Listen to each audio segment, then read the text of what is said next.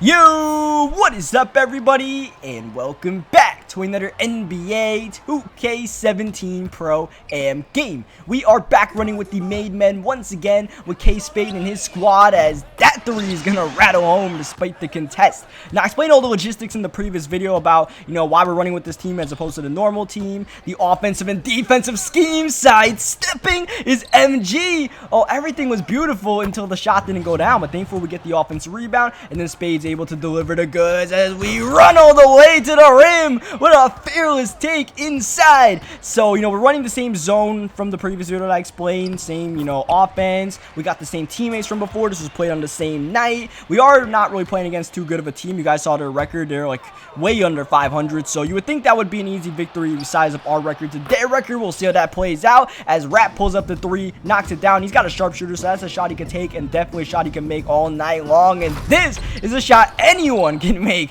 Open at the rim, yes please. So they got this really short point guard right here, and he was struggling on the defensive end for the most part. And also I mentioned, initially when I explained this team and the offense that we're running, it requires the point guard to be very aggressive with the basketball. So sometimes we might have to score more often than we usually do to help create offense for everyone else, or just help the team win in general. And you guys know I pass up on open shots a lot just to try to get everybody else involved, or I just don't see the shots, as Rap's gonna be able to knock down that three from deep. Once again, he's a sharpshooter, so they gotta figure out how to respect him very quickly, as we do not respect the shooter in the corner as I say that. But yeah, we got 6 early points, and we are about to get 2 more just by going straight to the rim. Now, when I say we'd be aggressive, this is just kind of easy right here. Like I mentioned, this team wasn't too good, so you can definitely see some of the flaws in what they were doing defensively, as we're making a couple of defensive flaws ourselves. A little bit of miscommunication on the zone. Some of it, might be my bad. I might not be too familiar with how they are running their zone, because even though, they say they run a 2-3 zone, but everybody runs their kind of zones differently as far as how they rotate, how deep you go in before you hand the guy off. And then a lot of running zone defense in general has to do with trust, as that guy drops the sledgehammer inside the paint. So, we're still trying to get adjusted to that, as that guy's gonna knock down that mid-range. And then every once in a while, they take those shots, they'll make them. You just got to give it to them. And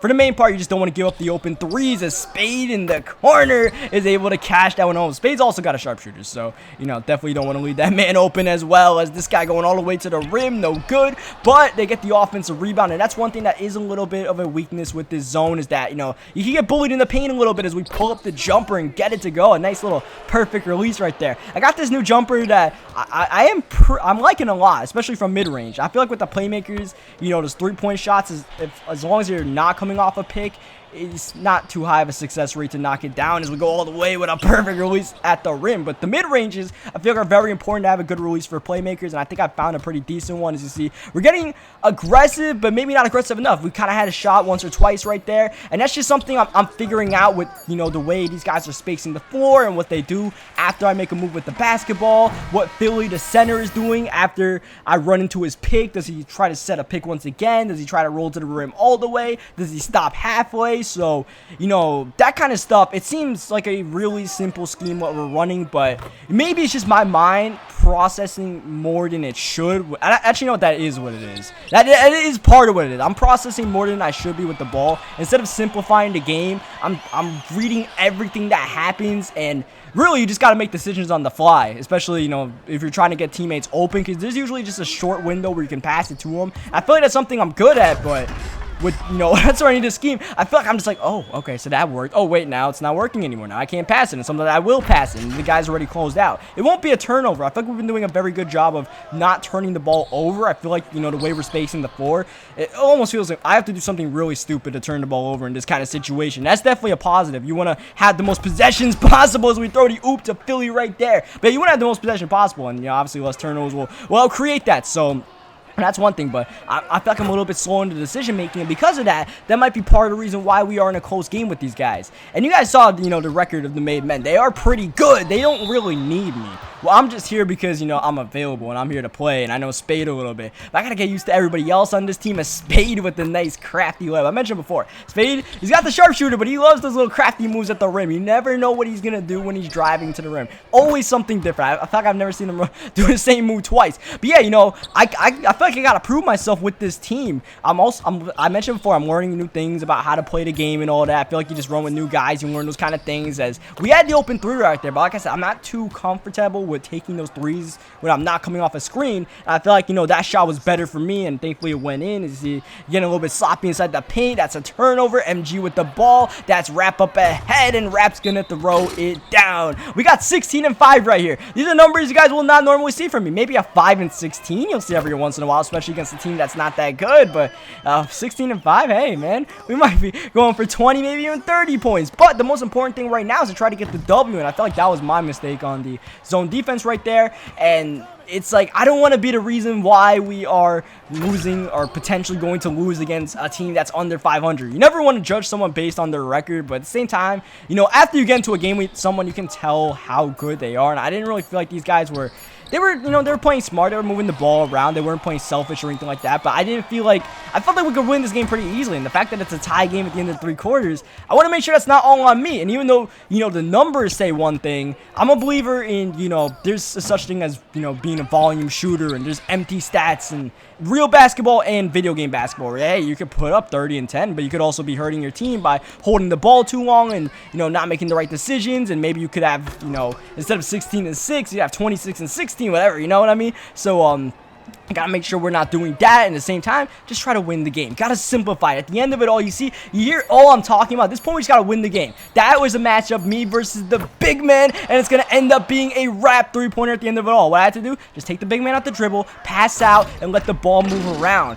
And sometimes you just don't have to create everything. The best pass you can make is the pass to assist, and that's what I tried to do right there. But, you know, they did a good job of closing out. Spade with the ball. And what do we gotta do? Just keep on moving that ball, and that's one thing we're doing pretty well. And here, this is coming off the screen, pulling up the 3 and knocking it down to give us the lead. So we got to simplify the game at this point. I can't worry about who's where, whatever. Just do whatever it takes to win the game. Unfortunately, that wasn't too good of a shot, but look at Philly inside, tipping the ball up and in, and unfortunately, they're going to get a bucket right back on the other end. And once again, just got to simplify the game right here. I don't want to over dribble the ball. Just got to go. Whatever's open is open. And right there, that's a shot that I passed up maybe 10 times during the game. That open little pull-up. Could have taken that a lot of times. That's some good defense by Spade on the little guy. He ends up airballing the 3. But now at this point in the game, you know, I'm just trying to get locked in, try to finish the game, trying to make the right plays for the team, not necessarily the right, you know, plays for my teammates. And that's different things.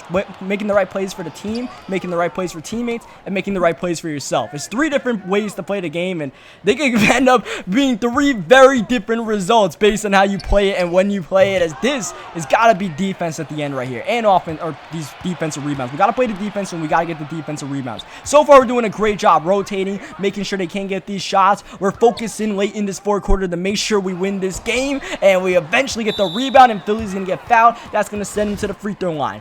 And, you know, maybe it might have been the whole team in general that slacked off a little bit, as they're going to get a wide open 3 to make it a 1-possession game, but it's off once again. Spade up ahead, and he tries to flip it up and in. And hey, maybe if he just went up with a simple shot, it goes in. I don't really know, but nonetheless, it looked like a pretty simple layup. He missed right there, but you know, they still need a lot to get back into this game, and they need definitely 3s. There's one they take, but a good rotation ends up being one they don't make it. But unfortunately, look at MG losing the ball, and they're going to make the tough layup inside. This game is not over yet. It feels like we're doing everything right to just put this game away, but to credit these guys, they were definitely scrapping, getting back into it, but we get the ball, we make both our free throws. Desperation heave ends up being an air ball, and that is going to finish this game with a victory. So thankfully we get a win right here. I feel like if we ever lose, like, it'll be my fault. That's just the way I am, kind of. I kind of judge myself as opposed to everyone else in that kind of perspective, where I wouldn't give myself too much credit, and a loss would bug me more than getting 10 wins in a row. If we get 10 wins in a row and lose one, then I'm just like, gosh, dude, what did I do wrong in that loss? But, you know, thankfully we got the win. You know, maybe I'll can still reflect in the win, see what I can do, learn what the team's doing and all that. But so far, so good with the new squad. Leave a like in the video if you guys enjoyed it. Subscribe for more, and come back next time for more Pro-Am. And don't worry, next Pro-Am video, we're running back with the normal squad with, you know, Walsh and all those guys. So, you know, like I said, this is the made men thing. It's probably going to be like a 25-75. I run with them 25% of the time, run with everyone else 75. Maybe it might be like a 60-40 thing. I don't know. Depends on who is available. Wait, I just want to play with whoever's available. So we'll see how that all works out. But until then, I'll catch you guys next time.